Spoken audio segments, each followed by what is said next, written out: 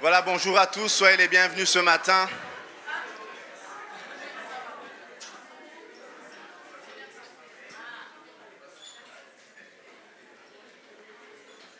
Soyez les bienvenus ce matin, vous allez bien?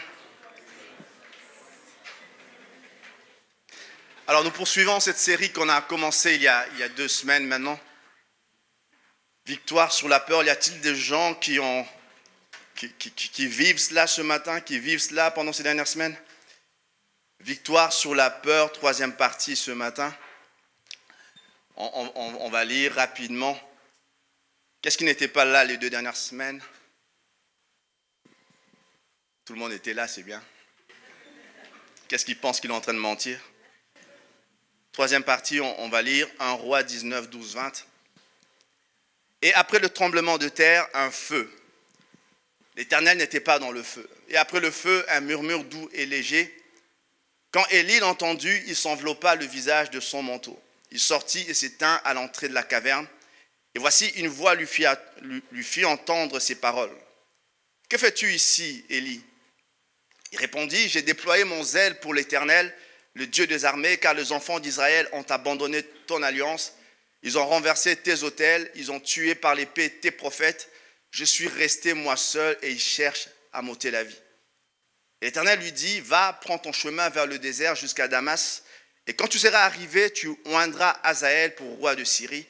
Tu oindras aussi Jéhu, fils de Nimshi, pour roi d'Israël, et tu oindras Élisée, fils de Shaphat, d'Abel-Méhola, pour prophète à ta place. » Et il arriva que celui qui échappera à l'épée de Hazaël, Jéhu le fera mourir, et celui qui échappera à l'épée de Jéhu, Élisée le fera mourir, mais je laisserai en Israël 7000 hommes, tous ceux qui n'ont point fléchi le genou devant Baal, et dont la bouche ne l'a point baisé.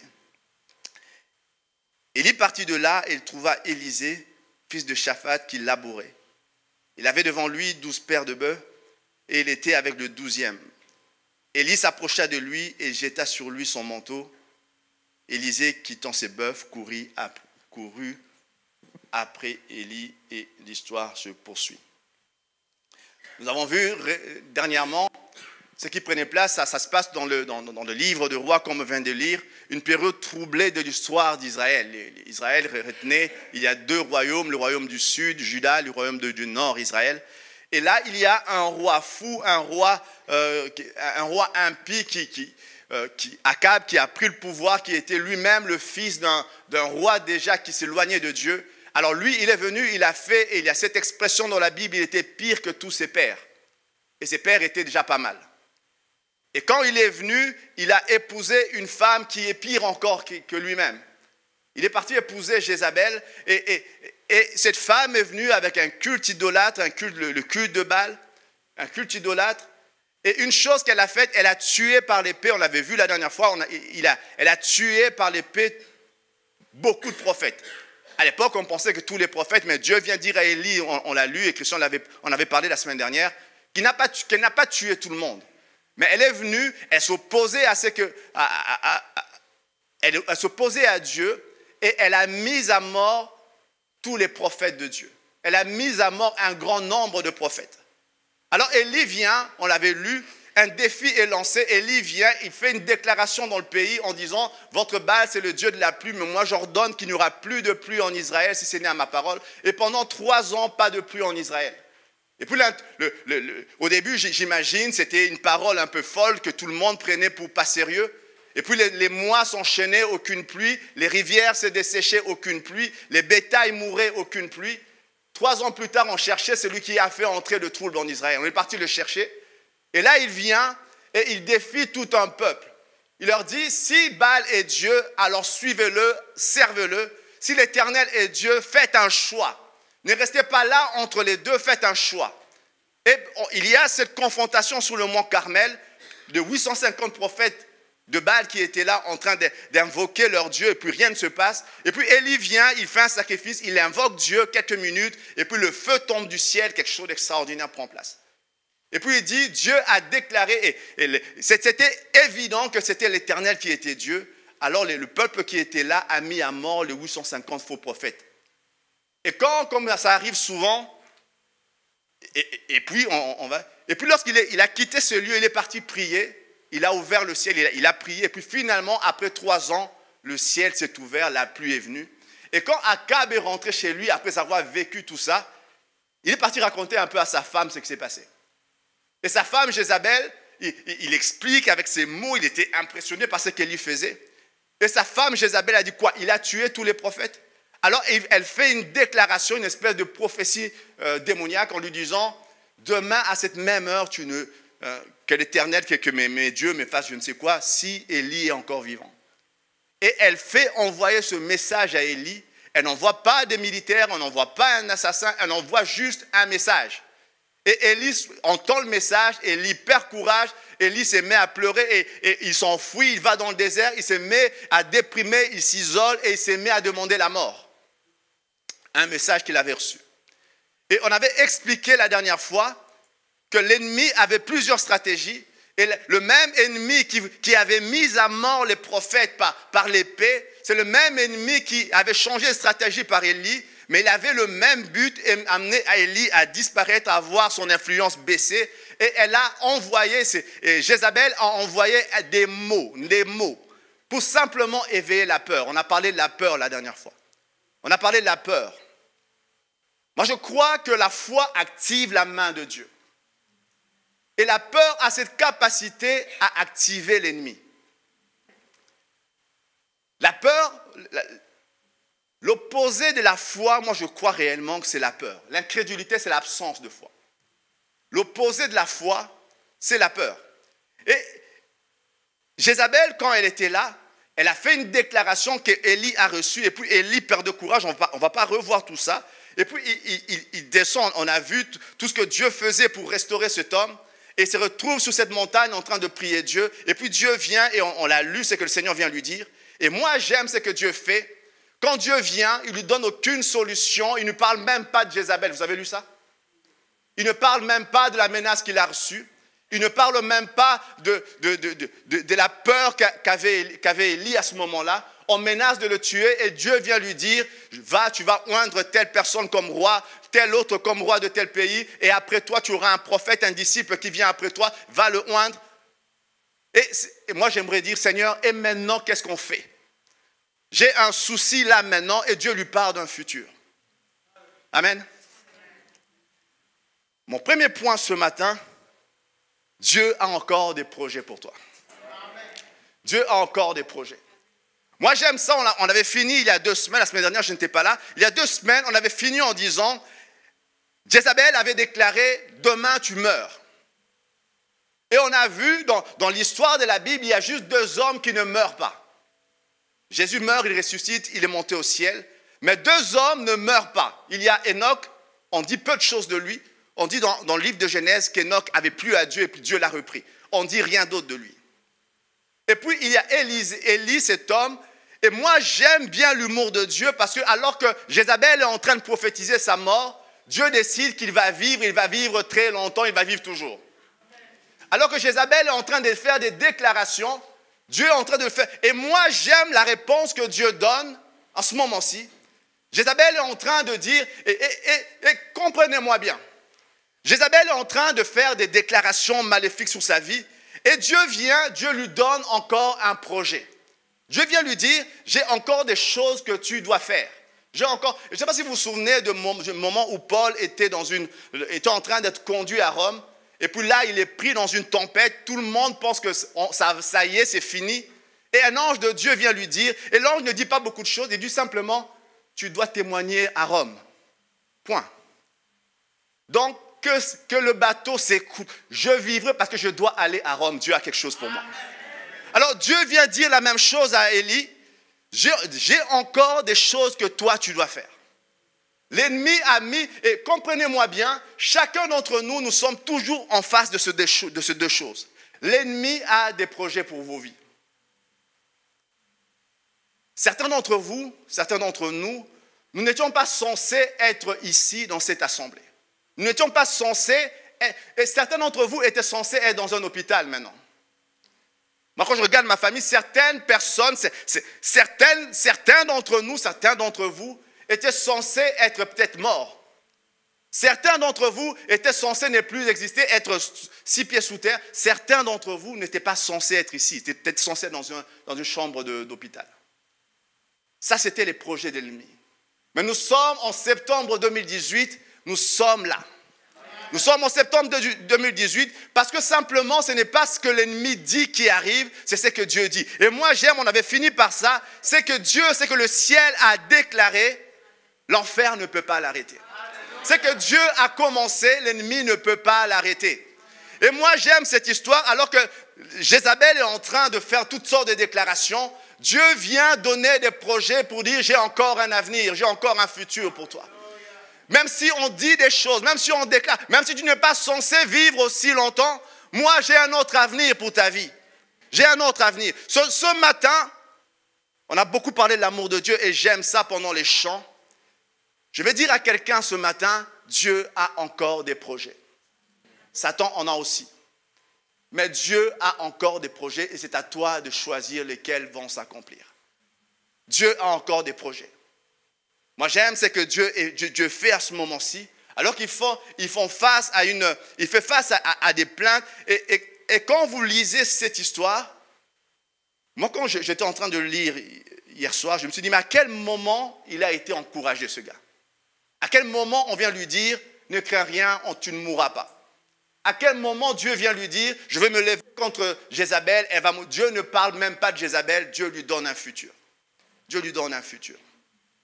Dieu ne parle pas de ce qui est en train de menacer, de l'effondrer, Dieu lui donne un futur. Dieu lui dit, peu importe ce qu'on est en train de raconter, peu importe ce qui est déclaré sur ta vie, moi je te dis, voilà ce qui va se produire. Moi je te dis, tu as des générations à toucher. Moi, je te dis, tu ne mourras pas avant que je ne dise que c'est fini.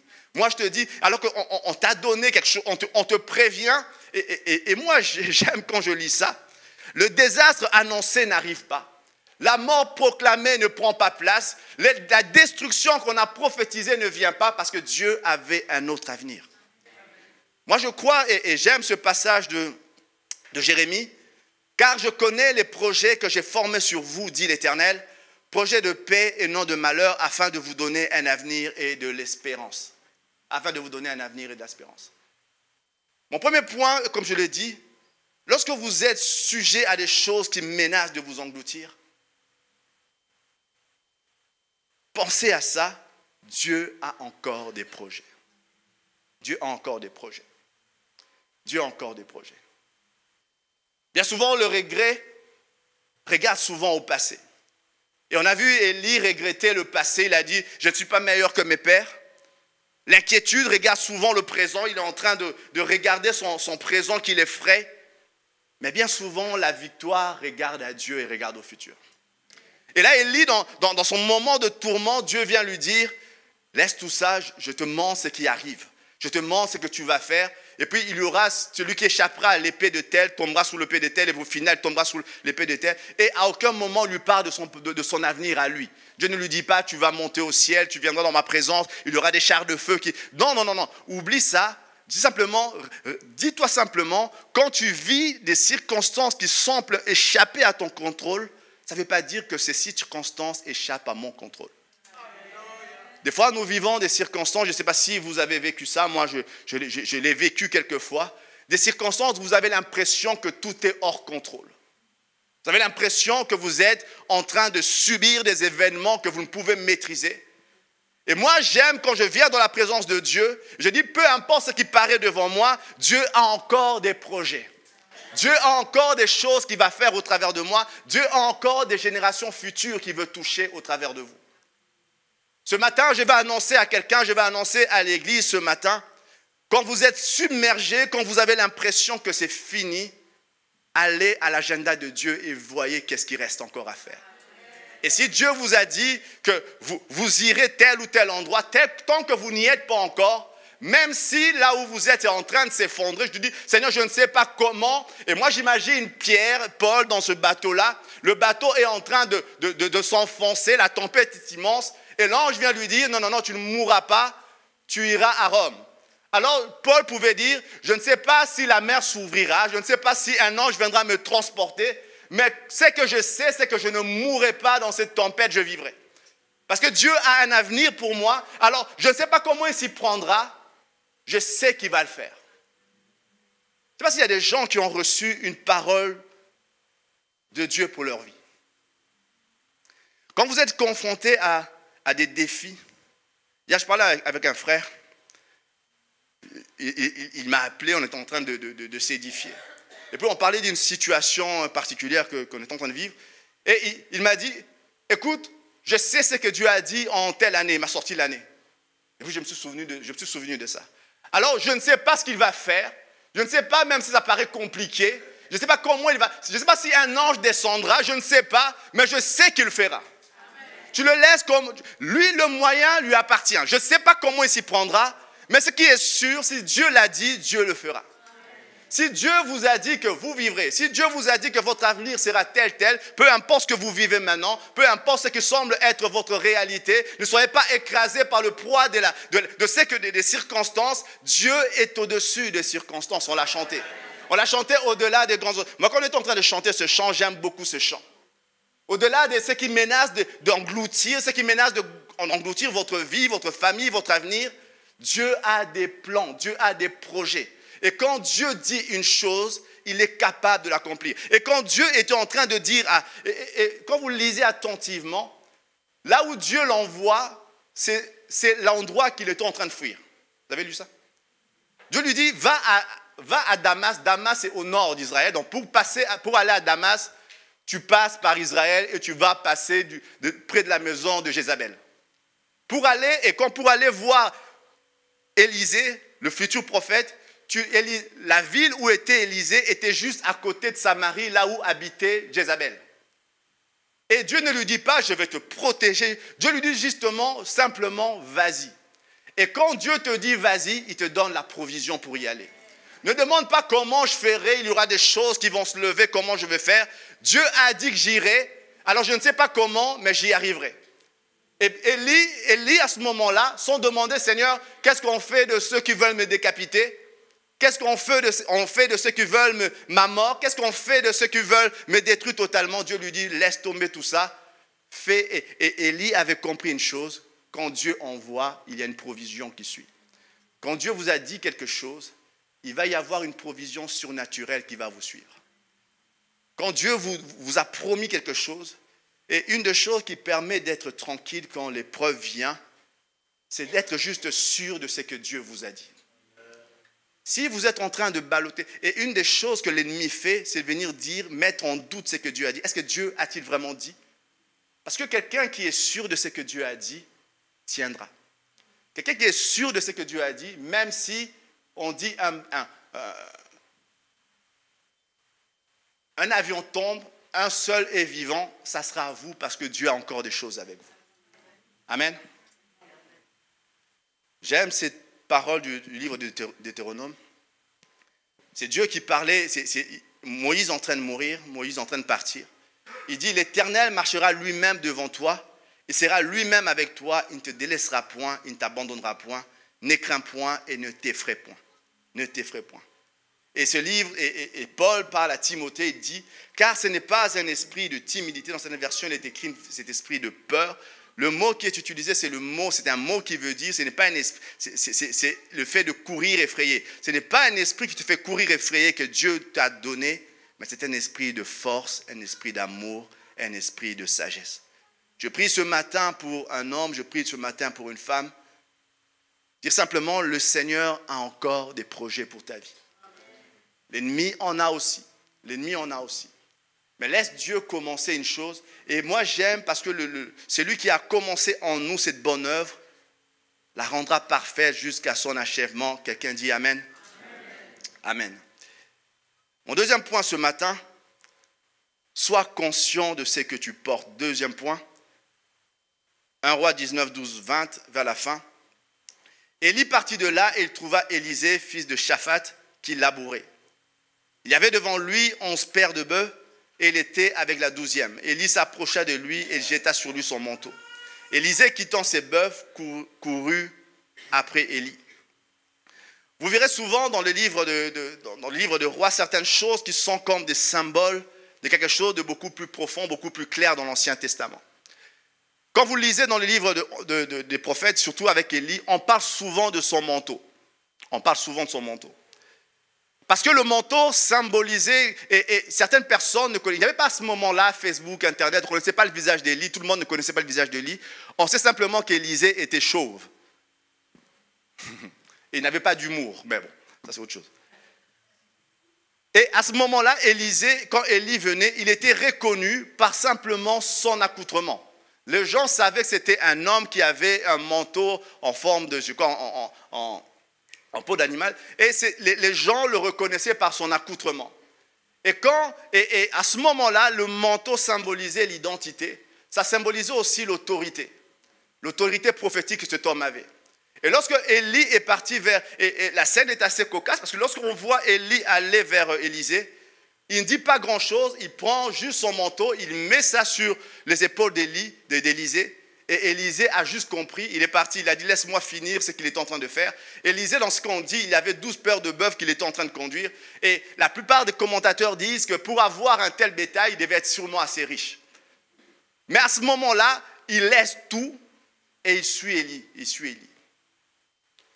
Moi, j'étais en train de lire, parce qu'à ce moment-là, le manteau symbolise l'autorité, le manteau symbolise l'identité, tout justement ces choses qu'Élie avait oubliées. Lorsqu'il était en train de fuir, à ce moment-là, il se rendait plus compte qu'il y a quelque temps, j'étais celui qui avait fait arrêter la pluie du ciel. J'étais celui qui avait fait tomber le feu du ciel. J'étais celui qui avait appelé finalement la pluie. C'est le manteau, ce manteau qui a fait, et Élie, on ne l'a pas lu, Élie c'était un homme qui a fait des exploits extraordinaires. À un moment, on dit qu'une femme n'arrivait pas à avoir d'enfants. Il est venu, quelque chose s'est passé, et puis à un moment donné, un enfant est mort dans cette famille-là, et Élie est venu, et un miracle a pris place, il y a une résurrection. C'était le même Élie. Et quand il y a eu cette menace, Élie avait tout perdu. Et là, Dieu lui dit, va, et symboliquement, prophétiquement, il fait un acte prophétique en déposant le manteau sur les épaules d'Élisée. Le manteau qui symbolise l'autorité, le manteau qui symbolise l'identité. C'est que Élie n'avait plus ou avait oublié qu'il était. À ce moment-là, il découvrait simplement qu'il avait une autorité, qu'il avait une identité. Je ne sais pas si vous me saisissez ce matin. Une des choses qui arrive quand vous êtes effrayé, c'est que vous n'êtes plus conscient de ce que Dieu vous a donné. Ce que vous faites, je dirais autrement. Ce que vous portez est plus important que ce que vous faites. Je dis amen moi-même, je vais expliquer ça tout à l'heure. Quand Élie est venu, j'imagine cet homme en train de pousser la charrue. Et lui, pendant des années, c'était sa vie, ça. C'était sa vie. Et peut-être ça. Vous savez, quand un agriculteur vient, c'est un des métiers le plus difficiles, moi je trouve, parce que qu'il neige, qu'il vente, qu'il pleuve, tu dois être là en train de travailler. Et lui, il était en train de travailler. C'était un métier assez difficile, en train de travailler. Élie vient, il lui dépose le manteau sur l'épaule. Il lui dépose quelque chose. Pour lui dire simplement, pour exprimer. Et Élisée, je ne sais pas spirituellement, il a compris ça, que ce qu'il avait reçu était plus important, déterminait plus sa destinée que ce qu'il était en train de faire. Il a décidé de tout arrêter. Il prend un risque terrible, il avait des grands biens, il laisse tout et il suit Élisée parce qu'il s'est rendu compte que ma destinée ne dépend pas de ce que je fais, mais de ce que je porte en moi. Vous saisissez ça? Et bien de fois en tant que chrétiens, nous oublions cela. La Bible dit, et je l'avais dit la dernière fois, que Jézabel, c'était une femme, mais la Bible en parle dans l'Ancien Testament comme un esprit. Et moi, je crois que cet esprit-là est encore en activité actuellement. Cet esprit-là, c'est un esprit qui agit par la manipulation, par la séduction, par l'immoralité sexuelle. Cet esprit-là a une espèce de férocité contre tout ce qui est prophétique, tout message prophétique. Cet esprit déteste. Cet esprit a une férocité contre les hommes de Dieu, ceux qui parlent de la vérité. Cet esprit-là est encore en activité, la Bible le dit bien. Mais le plus grand esprit qui est en activité, ce n'est pas l'esprit de Jézabel. Que ce soit en Afrique, en Asie, aux quatre coins du monde, le plus grand esprit qui est en activité, ce n'est pas l'esprit de Jézabel, c'est le Saint-Esprit. Et là, à ce moment-ci, alors que Élie est en train de déposer quelque chose sur la vie d'Élisée, c'est ce manteau qui symbolise l'autorité, l'identité, l'onction, je dirais. Ça, ce sont des choses qui sont symbolisées par un manteau dans l'Ancien Testament. Et on verra que lorsque Élie est en train de partir, Élisée supplie, il dit, laisse-moi une double portion de ton esprit. Et lui dit, viens, si tu me vois enlever, à ce moment-là, c'est que tu demandes arrivera. Et puis à un moment donné, Élie est enlevé, des chars de feu sont venus le chercher. Et Élisée reçoit simplement son manteau. Et sa vie est changée. Ok? Ça, c'est l'Ancien Testament. L'Ancien Testament donne souvent quelque chose d'imagé dont la réalité se trouve dans le Nouveau Testament. Plus qu'un manteau, plus qu'une portion de quelque chose, nous avons reçu la plénitude de l'Esprit de Dieu. Et moi, des fois, je me dis, ces derniers temps, j'étais en train de réfléchir là-dessus. Je me dis, en tant que chrétien, nous avons limité le Saint-Esprit à simplement de quelques moments où on parle en langue dans l'église, où quelques personnes disent une prophétie, et puis c'est fini, on s'en va à la maison jusqu'au dimanche qui suit. Il y a quelque chose de grave, de grand que le Seigneur nous a donné. Et quand Jésus dit, il est avantageux pour moi que je m'en aille, sinon l'Esprit ne viendra pas, il ne parlait pas du fait que vous parlerez de temps en temps en langue dans l'église. Parce qu'il sait que quand l'Esprit vient, il se passe ce qui se passait avec Élisée, il se passe une identité, une autorité, une puissance. Quand l'Esprit de Dieu descend, il se passe ce que Élisée a compris quand il a reçu le manteau d'Élie. Il a compris qu'il y avait une identité que Dieu établissait. Il a compris qu'il y avait une puissance que Dieu mettait. Il a compris qu'il y avait une autorité que le Seigneur communiquait. Pourquoi je dis ces choses? Parce que simplement, lorsque nous sommes face à l'ennemi, lorsque nous avons, je ne suis pas en train de dire des choses béat où tu ne vois pas le danger qui est devant, tu fais des proclamations stupides. Je dis simplement, lorsque tu fais face à l'ennemi, et que les choses extérieures t'effraient, sois conscient de ce qui se trouve à l'intérieur. Amen. Lorsque tu fais face, et moi je peux en parler, vous savez, il y a des gens on peut parler des choses parce qu'on a lu.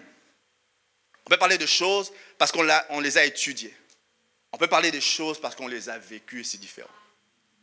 Quand vous faites face à des choses qui menacent de vous engloutir, vous perdez de fois des repères et vous perdez de fois le sens de qui vous êtes. Moi, ça vous est déjà arrivé. Moi, ça m'est arrivé. Je peux écrire des livres là-dessus. Des livres spécialisés sur la peur. Des livres là-dessus.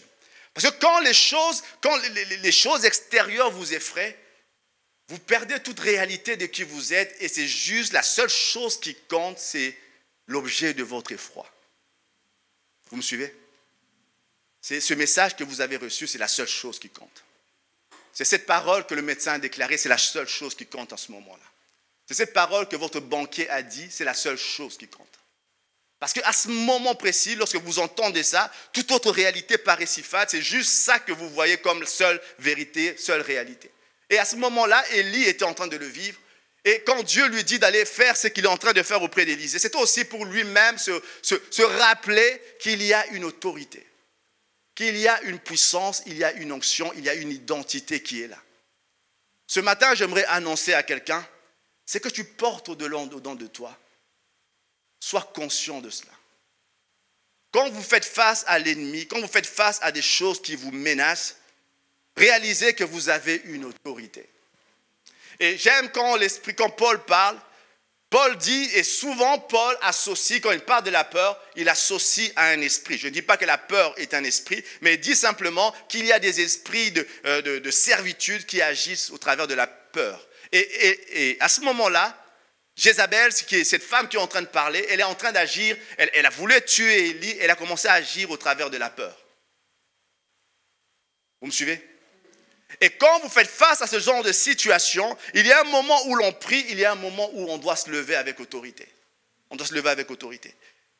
On va lire quelque chose que j'ai découvert, on va le lire rapidement. Paul dit, dans Philippiens 4:6, « Ne vous inquiétez de rien, mais en toute chose, faites connaître vos besoins à Dieu par des prières, des supplications, avec des actions de grâce. Et la paix de Dieu qui surpasse toute intelligence gardera vos cœurs et vos pensées en Jésus-Christ. » On saute. Ce que vous avez appris, reçu et entendu de moi, ce que vous avez vu en moi, pratiquez-le et le Dieu de paix sera avec vous. Paul est en train d'écrire, il écrit, alors que la plupart des commentateurs disent, c'est cette lettre, l'épître qu'il écrit aux Philippiens, il écrit alors qu'il est en prison. Et j'ai raconté cette scène alors qu'il est en train d'être emmené à Rome. Une tempête se lève, la tempête menace de tuer tout le monde. Et puis Dieu vient lui dire, il y a un message prophétique, un ange vient lui dire, tu ne mourras pas, il faut que tu témoignes devant l'empereur à Rome. Et puis, extraordinairement, les choses se passent, tout le monde s'en sort. La parole de Dieu finit par s'accomplir et Paul se retrouve dans une prison à Rome. Les prisons à Rome étaient des prisons, la plupart des gens disaient que c'était des prisons terribles. On ne savait pas très bien qu'est-ce qui se passait. Il y avait des gens, des fois, qui venaient vous chercher un jour, un matin, et puis on allait vous décapiter à l'extérieur de la ville.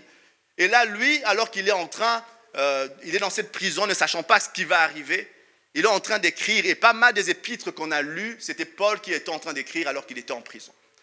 Il écrit, il envoie des messages aux églises qu'il avait formées, et il envoie un message, on appelle cette épître l'épître de la joie, alors que lui-même il est en prison. Il dit aux Corinthiens, aux Philippiens, ne vous inquiétez de rien, mais en toute chose, faites connaître vos besoins par des prières et des supplications. Il est en train de les citer. Et moi, j'aime, parce que le terme qui est utilisé, faites connaître vos besoins, c'est un terme qui dérive du mot grec gynosko, qui veut dire connaître intimement. Vous savez, il y a des gens, j'ai écouté récemment, vous savez, il y a eu, c'est aux États-Unis, je pense, un avion qui a eu une panne, et puis c'était grave, tous les moteurs ne répondaient plus, et le pilote a fait atterrir l'avion sur un fleuve, je pense. On en a même fait un film. Puis il y avait une dame qui était dans l'avion, on était en train de l'interviewer, et elle racontait ce qui s'est passé dans l'avion, elle était passagère. Elle raconte comment à ce moment-là, tout le monde était en mode 112. Qui connaît le 112 ici? Vous connaissez le 112? Les urgences?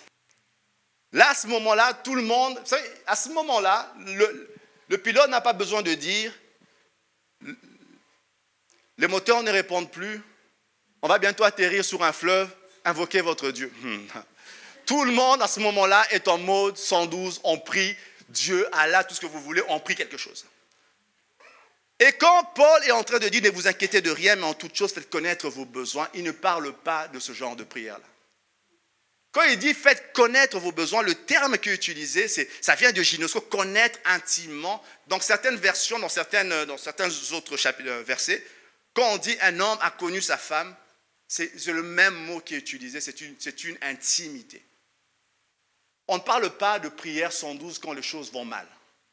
On ne parle pas de prière, Seigneur bénis tel, je lis tel, je ne sais quoi, je déclare, je ne sais quoi, et on pense qu'on a fait une prière. Quand Paul est en train de dire faites connaître vos besoins, il parle d'une connaissance intime.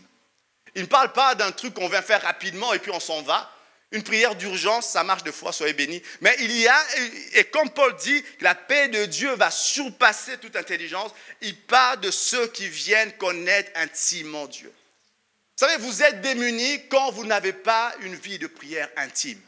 Parce qu'à ce moment-là, vous commencez à bricoler, à faire toutes sortes de choses, à aller lire, à chercher la petite portion magique, la petite formule qui fera que la peur s'en aille.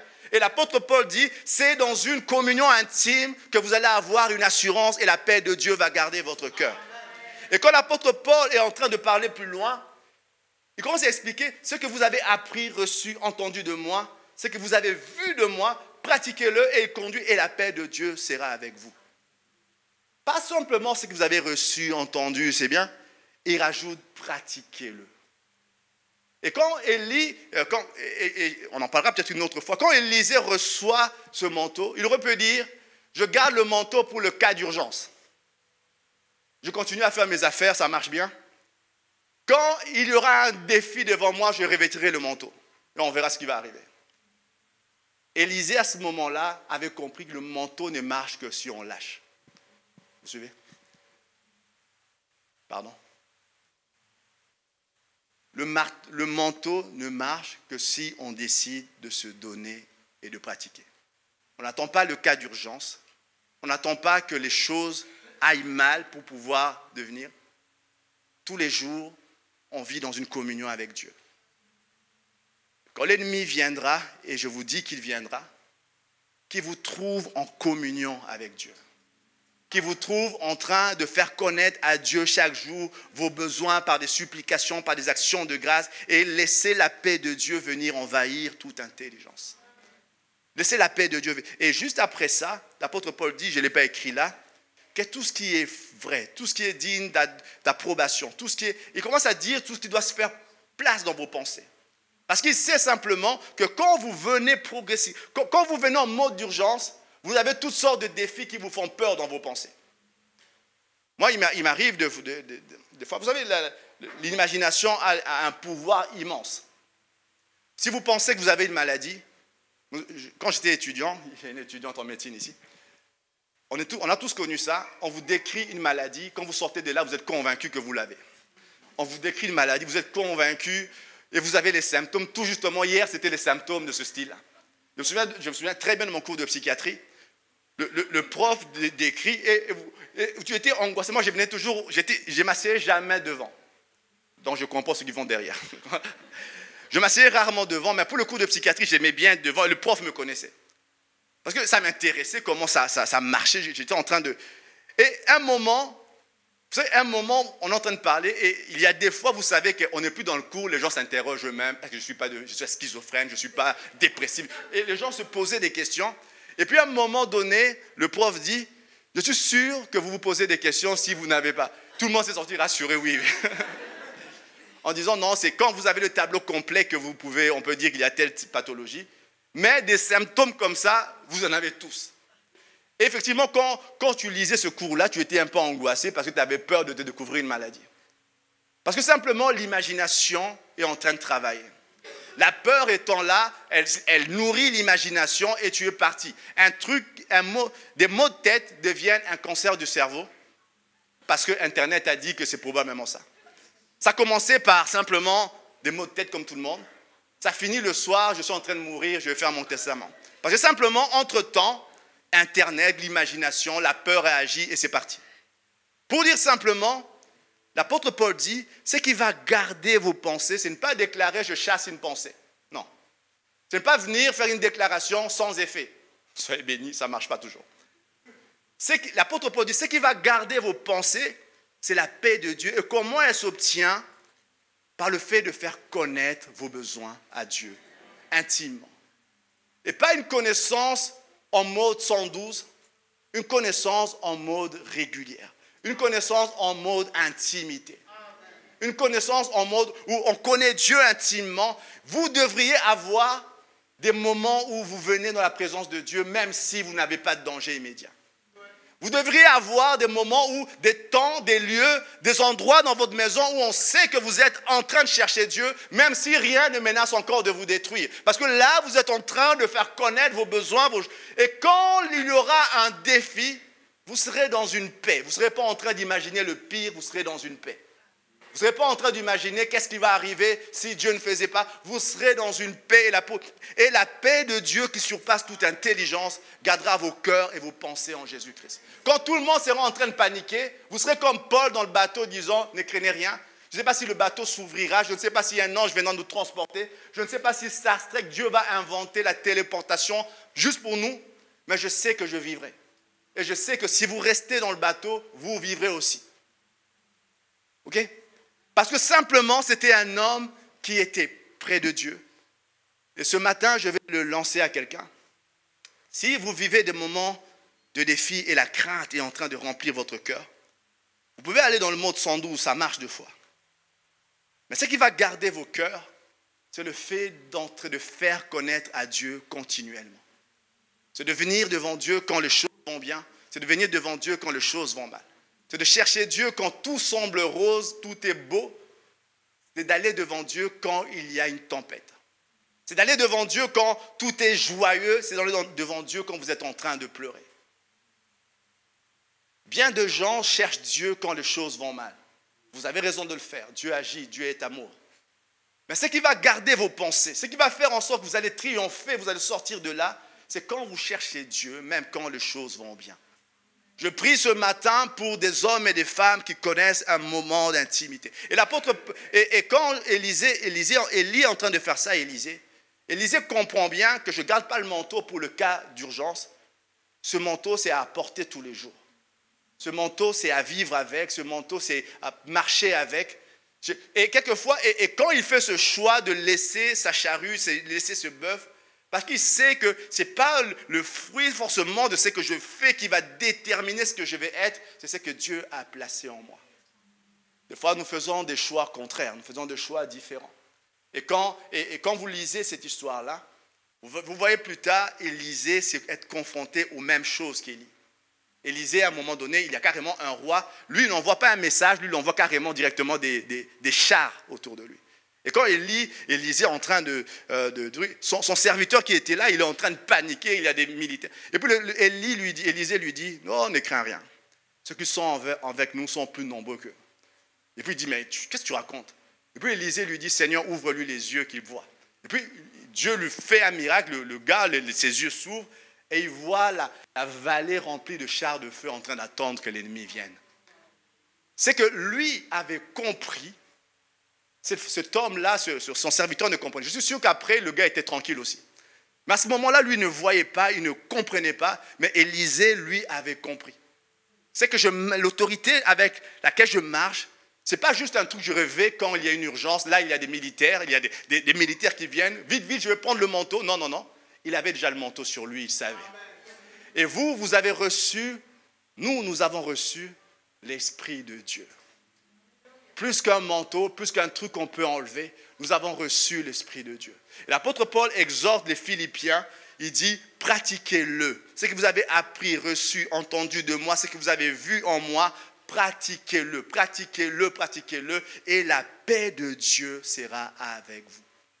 Pourquoi la paix de Dieu sera avec vous? Parce que quand vous le pratiquez, vous savez qu'il y a quelque chose sur votre vie. Quand vous le pratiquez, vous savez que vous n'êtes pas sujet aux circonstances simplement. Quand vous le pratiquez, vous savez que vous allez défier des statistiques.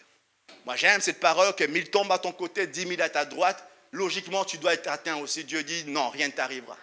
Dieu dit, tu défieras les statistiques parce que tu marches. Je ne dis pas que ça vous immunise contre tout. Je ne dis pas ça.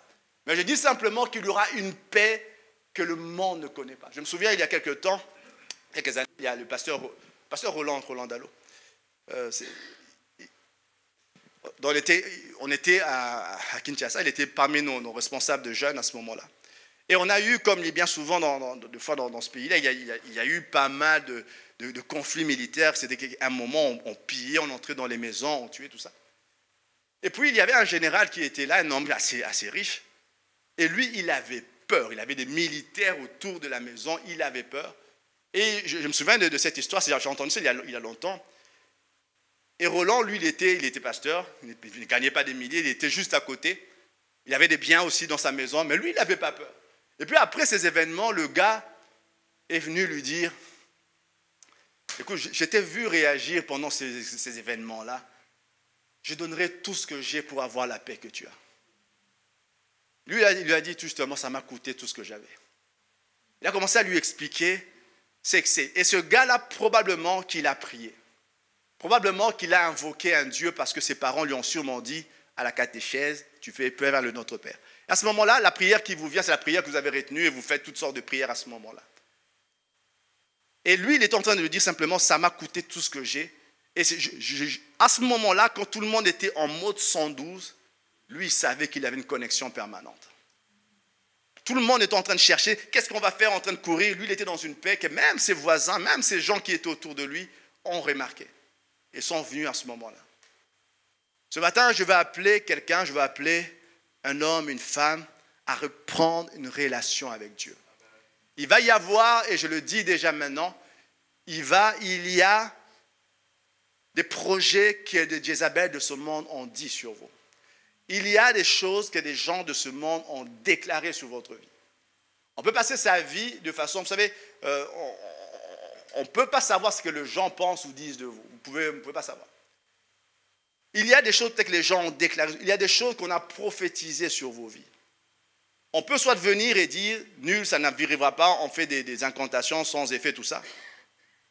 Ou on peut savoir comment les choses marchent vraiment.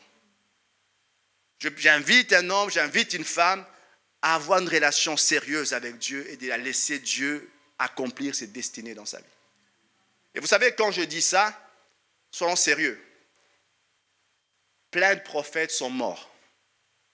Plein d'hommes qui parlaient de la part de Dieu, Jézabel les a tués. Vous vous souvenez ça? C'était une espèce d'hécatombe. Et quand Élie a eu peur, parce qu'il s'est remémoré que cette femme-là a vraiment tué des prophètes. Des gens qui étaient capables de faire un moment, de parler de la part de Dieu, d'avoir une intimité à un moment donné avec Dieu. Et puis, à un moment, ils sont morts. La prophétie qu'elle avait déclarée sur la vie de ces hommes les a atteints, ils sont morts. Vous saisissez ça? Et Dieu vient dire à Élie, ça, ce n'est pas une fatalité. Ce n'est pas une fatalité. Des gens disent des choses, il y a des déclarations qui sont faites sur vous. Il y a des choses qui sont prophétisées sur votre vie, qui sont prévues, qui sont programmées. Mais moi aussi, j'ai des plans. Moi aussi, j'ai des projets. Alors ce matin, on va finir par ici. L'apôtre Paul dit, vous n'avez point reçu un esprit de servitude pour être encore dans la crainte. Vous avez reçu un esprit d'adoption par lequel nous crions Abba Père. Le terme Abba, on l'a chanté tout à l'heure, c'est un terme qui est intime, qui veut dire papa. Vous n'avez pas reçu un esprit qui vous fait de servitude pour être encore en train d'être effrayé. Mais vous avez reçu, et on l'a vu pour ceux qui ont suivi la formation, un esprit d'adoption. Vous savez, on a parlé de la nouvelle naissance pour ceux qui ont suivi la formation, les bases de la vie chrétienne. On a parlé de l'adoption, ce qui se passe au moment de l'adoption. L'adoption nous donne un statut légal. L'adoption nous met dans un statut relationnel différent avec Dieu. Quand vous venez et qu'on dit que vous êtes adopté, déjà dans le monde terrestre, quand on adopte un enfant, très souvent, il y a un choix qui se fait. Je me souviens toujours d'une dame que j'ai connue dans le passé. C'était à Liège. Elle m'impressionnait, cette dame-là, parce qu'elle avait adopté un enfant avec une infirmité motrice cérébrale sévère. Et pendant des années, sa vie était rythmée par des crises d'épilepsie, par toutes sortes de choses. Et moi, je m'occupais. Et puis, à un moment donné, vous savez, c'est une dame qu'on a toujours vécu, on a trouvé en action, en activité. Et puis, à un moment donné, elle n'était pas chrétienne du tout. À un moment donné, un jour, je ne sais pas, lors d'une crise en plein soir, j'ai dû venir tard. Et puis, à un moment, on commence à discuter simplement au milieu de la crise. Et quand ça me racontait le choix qu'elle a fait, elle était partie en Roumanie, elle a vu l'enfant, elle a vu l'état de l'enfant, son cœur était touché, elle a fait le choix de l'adopter. Elle s'est battue, tout ça. Et je disais, mais quand vous faisiez ça, vous étiez consciente que votre vie allait changer totalement. Oui, j'en étais conscient, j'ai fait le choix. Parce que simplement, quand on adopte, il y a ce côté-là, un enfant naturel, vous n'avez pas... Moi, j'aime beaucoup mes enfants, mais je n'ai pas choisi leur tête. Je n'ai pas choisi. C'est une surprise que vous découvrez. Vous avez pas choisi. J'aime beaucoup mes enfants. Ça. Et chacun d'entre vous, pareil. Vous n'avez pas choisi la taille de vos enfants. Vous n'avez pas choisi vos enfants. Vous n'avez pas choisi. Moi, je rends grâce à Dieu pour les miens. Mais quand il y a une adoption, il y a un choix qui se fait. Il y a un choix qui se fait. Et quand Dieu vous a adopté, il vous a adopté tel que vous êtes là. Il va faire des choses en vous, mais il vous a adopté tel que vous êtes. Et Dieu dit, l'apôtre Paul dit, vous n'avez pas reçu un esprit de crainte. Vous avez reçu un esprit d'adoption qui vous place dans une position de fils. Et vous n'allez pas appeler père simplement, vous pouvez prier et dire papa. Et ce chapitre-ci, moi j'aime comment il met cette relation entre la peur, l'esprit de servitude qui met dans la crainte et l'esprit d'adoption qui met un lien d'intimité qui nous permet d'appeler père. Parce que cet esprit-là, qui te permet de venir dans la présence de Dieu, qui te permet d'appeler Père, te permet d'aller au-delà de l'esprit de servitude qui te fait peur. Ce matin, nous voulons, je finis par ici, je prie ce matin pour qu'il y ait des hommes et des femmes qui retrouvent ce lien d'intimité. Ce lien d'intimité. Alors que l'ennemi programme des choses, alors que l'ennemi fait des choses, il fut un temps dans ma vie, j'étais très passionné par des témoignages. Il y avait souvent des anciens occultes, des gens qui étaient versés dans l'occultisme, qui venaient, qui racontaient leurs témoignages. Ils sont versés, ils se sont donnés au Seigneur. Vous savez, quand vous quittez là, j'ai arrêté de faire ça. Parce que quand ça finissait, vous étiez rempli de peur. quand ça finissait, vous étiez plus conscient de l'ennemi que de Dieu. Et puis après, je commençais à connaître le Seigneur. Et je me dis, quand vous connaissez le Seigneur, lorsque vous savez qui il est, lorsque vous savez ce lien d'intimité avec lui, vous n'avez plus peur de ce que l'ennemi est en train de déclarer. Vous n'avez plus peur de ce qui est en train de se faire dans les lieux sombres. Vous n'avez plus peur de qui dit quoi, de qui fait quoi, de qui déclare quoi, de qu'est-ce que l'ennemi est en train de manigancer. Est-ce qu'il y a-t-il de Jézabel qui déclare des choses? Vous n'avez plus peur parce que simplement, vous connaissez celui qui peut tout. Ce matin, c'est une invitation que je vais lancer. On a la tête baissée, on a les yeux fermés simplement.